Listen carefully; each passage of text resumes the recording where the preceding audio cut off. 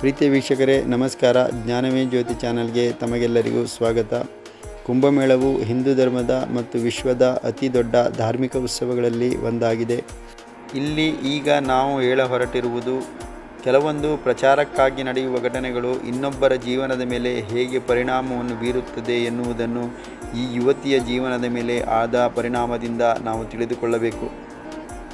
ಪ್ರತಿ 12 ವರ್ಷಗಳಿಗೊಮ್ಮೆ ನಡೆಯುವ ಈ ಕುಂಭಮೇಳಕ್ಕೆ ಸಾಧುಗಳು, ತಪಸ್ವಿಗಳು ಮತ್ತು ಯಾತ್ರಿಕರು ಹೀಗೆ ಕೋಟ್ಯಾಂತರ ಮಂದಿ ಆಗಮಿಸಿ ಪವಿತ್ರ ಸ್ನಾನವನ್ನು ಮಾಡಿ ಪುನೀತರಾಗುತ್ತಾರೆ.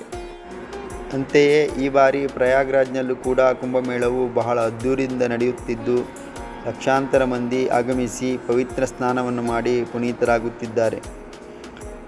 ಇಲ್ಲಿಗೆ ಅಂದಾಜು 45 ಕೋಟಿ ಯಾತ್ರಿಕರ ಆಗಮನದ ನಿರೀಕ್ಷೆ ಇದೆ. ಇದು ಬಹಳ ಸಂತಸದ ವಿಷಯ. ಈ ಕುಂಭಮೇಳದಲ್ಲಿ ಮೊನಾಲಿಸಾ ಎಂಬ ಯುವತಿ ತನ್ನ ಸೌಂದರ್ಯದಿಂದ ಬಹಳ ಸುದ್ದಿಯಾದಳು. ಆಕರ್ಷಕ ಕಣ್ಣು, ವರ್ಣ ಮತ್ತು ಸುಂದರ ನಗುವಿನಿಂದ ಹಲವರ ಗಮನ ತನ್ನೆಡೆಗೆ ಸೆಳೆದಿದ್ದಾಳೆ. ಅಷ್ಟಕ್ಕೂ ಈ ಯುವತಿ ಇಲ್ಲಿ ಮಾಡುತ್ತಿರುವುದು ಏನೆಂದರೆ ತನ್ನ ಜೀವನೋಪಾಯಕ್ಕಾಗಿ ರುದ್ರಾಕ್ಷಿ ಮತ್ತು ಮಾಲೆಗಳನ್ನು ವ್ಯಾಪಾರ ಮಾಡುತ್ತಿದ್ದಾಳೆ. ಆದರೆ ಅವಳಿಗೆ ಈಗ ಅವಳ ಸೌಂದರ್ಯವೇ ಮುಳುವಾಗಿ ಪರಿಣಮಿಸಿದೆ. ಕೆಲವು ಸಂದರ್ಶಕರು ಇಲ್ಲಿಗೆ ಭೇಟಿ ನೀಡಿದ ಸಮಯದಲ್ಲಿ ಅವಳನ್ನು ಭೇಟಿಯಾಗಿ ಸಂದರ್ಶಿಸಿ ಆ ಸಂದರ್ಶನವನ್ನು ಜಾಲತಾಣಗಳಲ್ಲಿ ಪ್ರಸಾರ ಮಾಡಿದ್ದರಿಂದ ಅದು ಬಹಳ ಪ್ರಚಾರ ಮತ್ತು ಸುದ್ದಿಯಾಯಿತು. ಎಂಥ ವಿಪರ್ಯಾಸ ನೋಡಿ, ಆ ಯುವತಿಯ ಸಂದರ್ಶನ ಪ್ರಚಾರ ಪಡೆಯುತ್ತಿದ್ದಂತೆ ಇನ್ನೂ ಹಲವು ಸಂದರ್ಶಕರು ಆ ಯುವತಿಯ ಸಂದರ್ಶನಕ್ಕೆ ಪೈಪೋಟಿಯನ್ನು ಶುರು ಮಾಡಿದರು.